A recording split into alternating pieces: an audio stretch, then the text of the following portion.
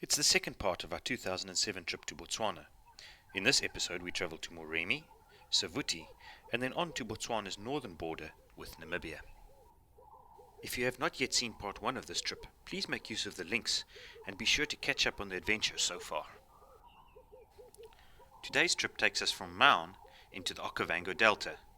We go through the south gate and then on to the Tsakanaka campsites. After our late night party the previous night, our campsite seemed deserted as we all slept in.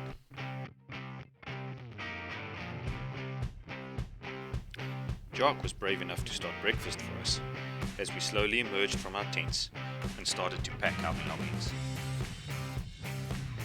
We had to drive back through Maun and made another stop to stock up on cold refreshments before we set off. The road out of Maun was long, straight and wide. We slowly had to thread our way past the locals.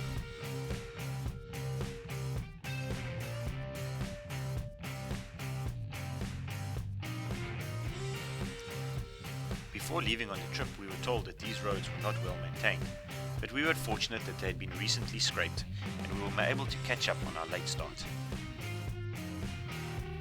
We were again lucky enough to run into a pack of wild dogs on the side of the road, and we spent some time watching them. Each wild dog's color patterns are unique, like a fingerprint.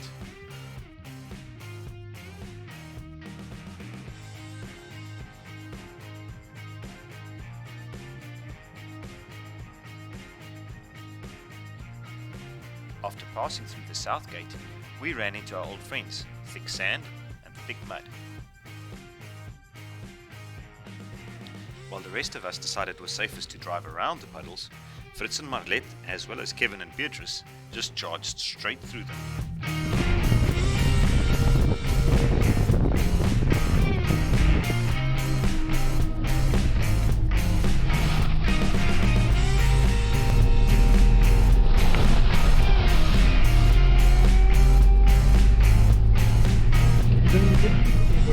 Jy kan sien ek en Fritz is die ouens wat nog nie eintlik op so 'n trip was nie, want ons is die enigste wat hierdie plas in loop. En dan sê dat dit in 'n karre doen. There were palm trees growing on the side of the road, showing off their amazing colors. After arriving at the Tsakanaka campsite, we quickly set up our tents and then went for a game drive. The game drive quickly turned into a 4x4 excursion as we had to plough through one mud puddle after another, and it became a great sport to see who could make it through.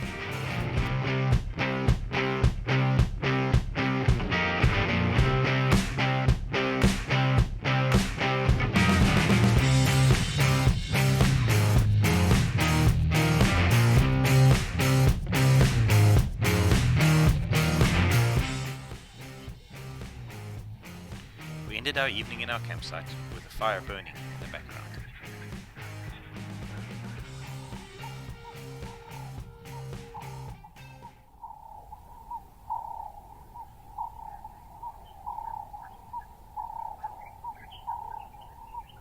The animals in Moremi were especially busy in the mornings.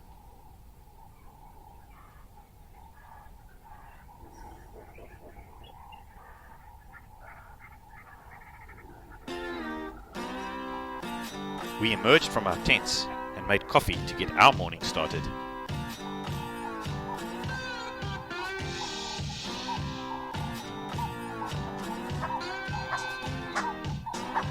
We were surprised to see that a hippopotamus had walked right past our camp during the night without us even hearing it. As we were taking a break from traveling today, we set about catching up on our chores.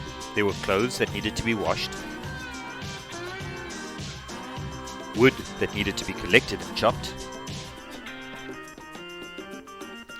a lot of standing around and talking.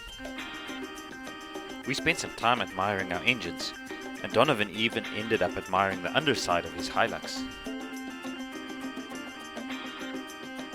We had to warm water for our showers by making a fire in the water heater, and to save us chopping wood, we tried using elephant dung as a fuel, which worked really well.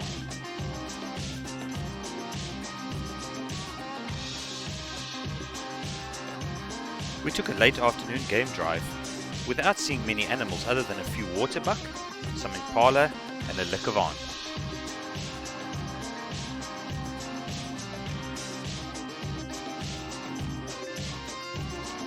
While we were driving, we noticed a number of carcasses hanging in the trees, which is a sure sign that there was a leopard in the area.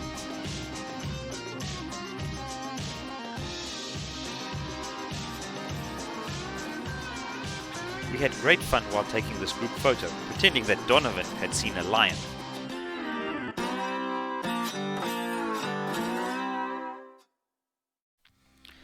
On our way back to camp, we found a stretch of thick clay.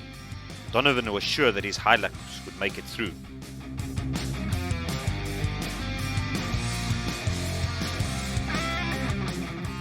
Donovan was soon stuck, and we had to pull him out as he had to admit defeat. He tried again, but still couldn't make it through.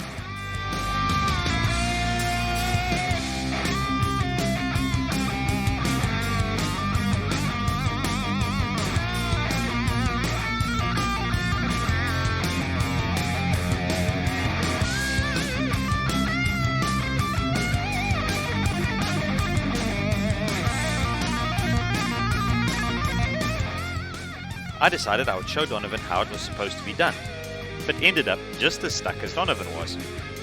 I also officially earned my modderotter or mud otter badge.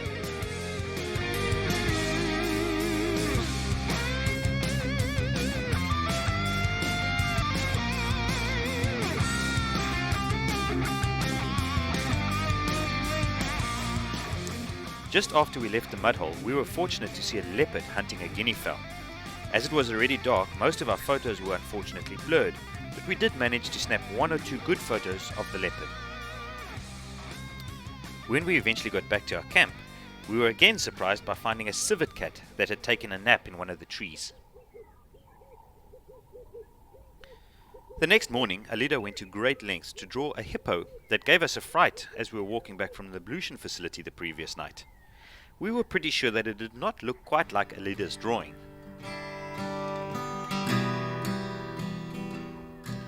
We took a long drive and enjoyed the many animals, plants and photo opportunities that Moremi offered.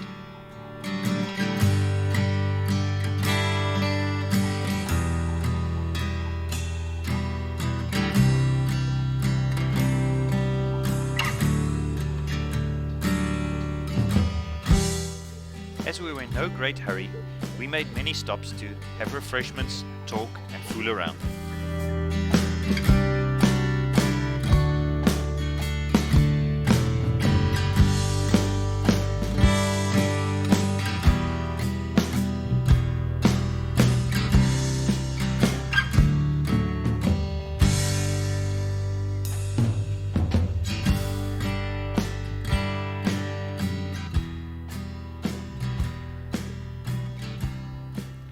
The monkeys and baboons were always trying to raid our campsite, and so Alida eventually took out a slingshot, which helped keep them away. We decided to take a sundown boat cruise through the Okavango Delta. It would be near impossible to travel the Okavango Delta without the constant sound of fish eagles calling in the background, and we heard many of them as we traveled up and down the river. There was so much to see during our trip up and down the Okavango that the best way to enjoy it is just to turn up the volume and watch.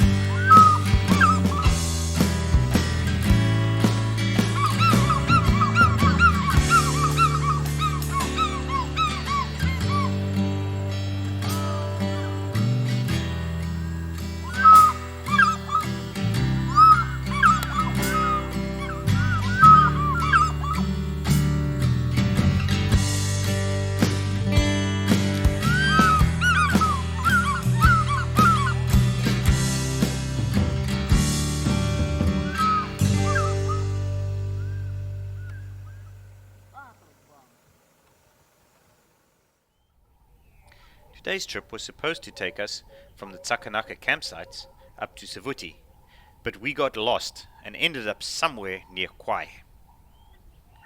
An early start allowed us to see an absolutely beautiful sunrise. We quickly packed our camp and then left to go and find Third Bridge. As a 5-year-old boy, I had camped at Third Bridge with my parents, and will never forget the terrifying sound of the sausage trees. These trees had huge pods which would break off the tree during the night. You would hear a rustle and then a deafening thud as it hits the ground, and I was sure that one of those would kill me during the night if it fell on top of our tent.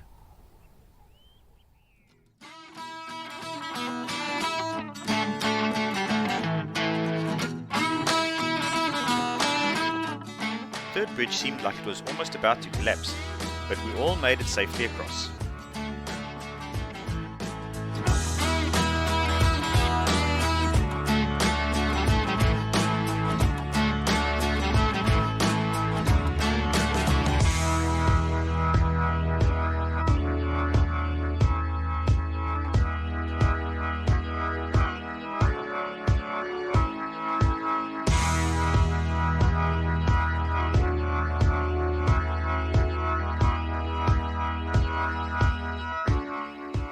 After leaving Third Bridge, we were fortunate enough to see many animals: elephants, giraffes, wildebeest, and lions.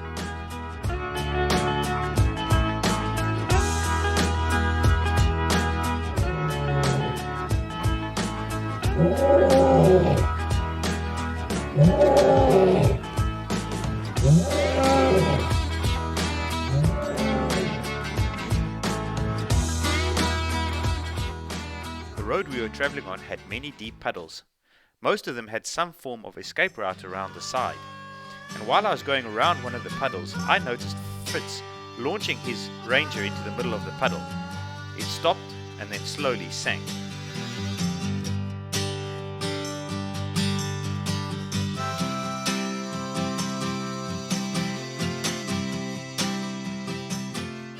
Fritz's engine had died and we were concerned that it had water in it. So we dragged him out the puddle and then took out the air cleaner, which was soaking wet. As we were many miles away from any help, the only thing we could do was to remove the glow plugs and spin the engine, and sure enough, it looked like a fountain of water spraying out the engine. We did that a few more times until we were fairly sure that it was cleaned, put the glow plugs back in, and with a lot of effort we were able to get Fritz's engine started again.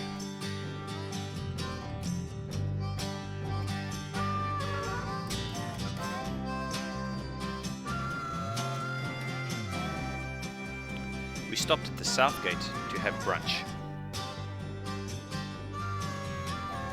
After lunch we started north on the road to Savuti, and in front of us there was a huge thunderstorm brewing, and eventually we drove into it.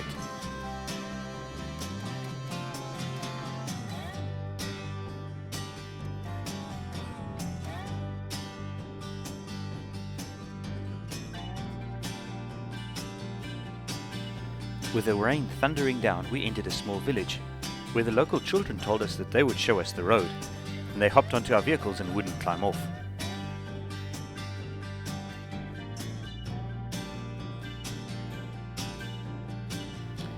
As we went deeper and deeper into the bush, it became clear that this road was not well travelled, and we were probably on another detour.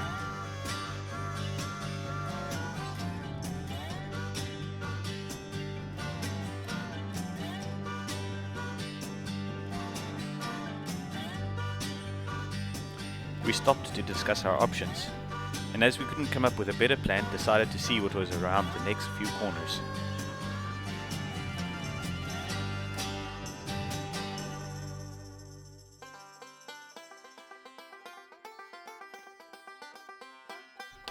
We found ourselves on a pan, and after the rain, the thin layer of clay had turned into the most slick mud that we had ever encountered, and we slid all over the pan as we tried to cross to the other side. By now, we knew that we were on a detour, and decided that the only option we had would be to stop and spend the night in the middle of who knows where. As there was some concern that either the villagers would come and try and steal our things during the night, or that a herd of elephants would march through our camp, we decided to park our vehicles in a tight circle and only pitch 2 tents inside of the circle of vehicles. And with that, we made a very big campfire and settled down for the rest of the evening.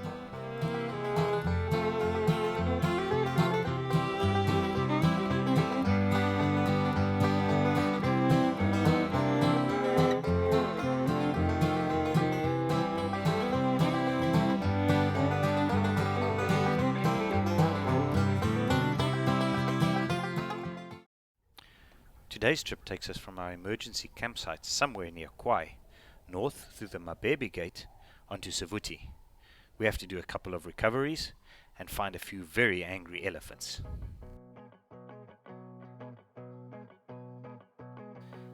The next morning we were shocked to find that we had actually pitched our camp in the middle of an elephant watering hole, just as well we packed those vehicles so tightly the previous night. We broke camp and loaded up, ready to go back on the road we came in on.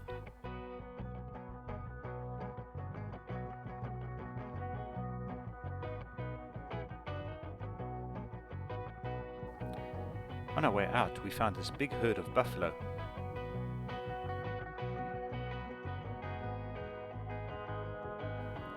Crossing back over the pans, we saw how slick it was the night before. We eventually found a small 2-spur track that we had missed the previous night in the rain, and this took us back to the main road.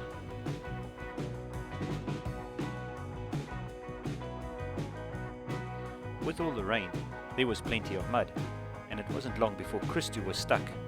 Remember, he was still in the 4x2 because of the broken CV joint. We roped in Donovan's Hilux to pull him out, and we were soon on our way again.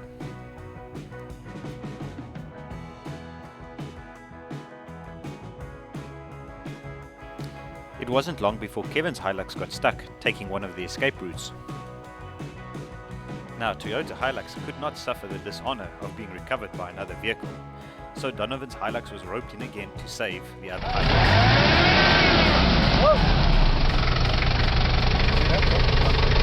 Jy sit bietjie vas net jy. Donna, you and Laura. Ja. Ons het ons aan. Ek het check op punt op hy. Ja, ek sal vas. Wat jy reversing at that stage? Ja.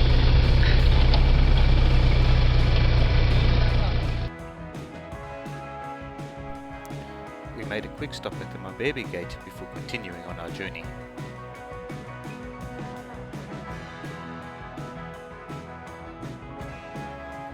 After leaving the Mabebe Gate, we found some zebra and shortly thereafter a large herd of elephant.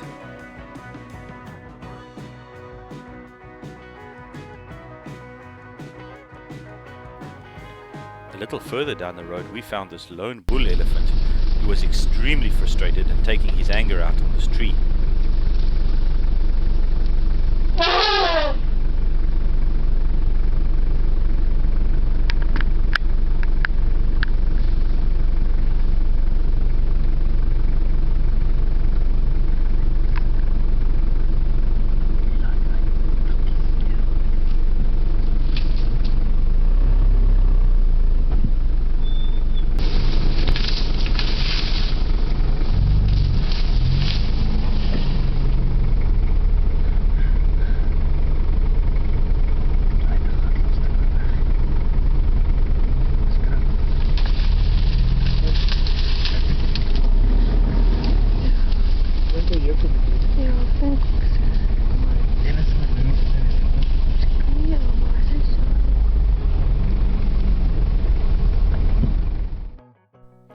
The road to Savuti was very wet with the rain, and we splashed through the puddles as we continued our journey.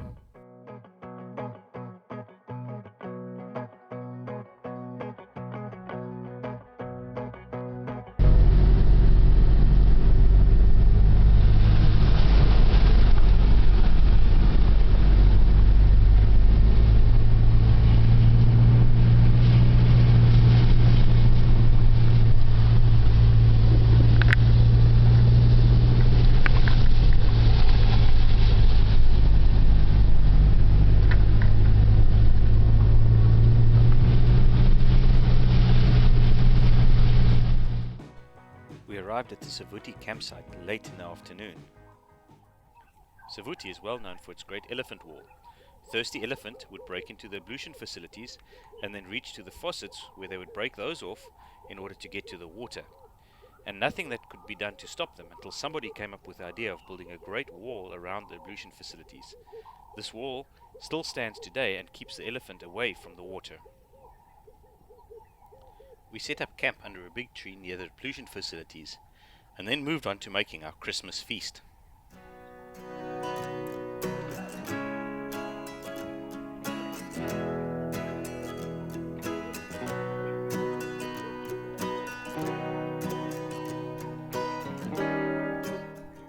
We set up our own African bush version of a Christmas tree. We enjoyed the spectacular Christmas sunset.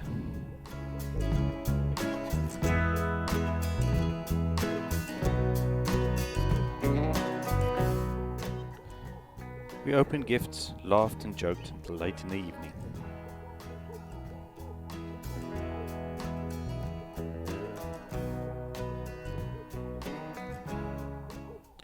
Join us for the next episode where we cross the Kazangula ferry into Zambia and then travel to see the Victoria waterfall.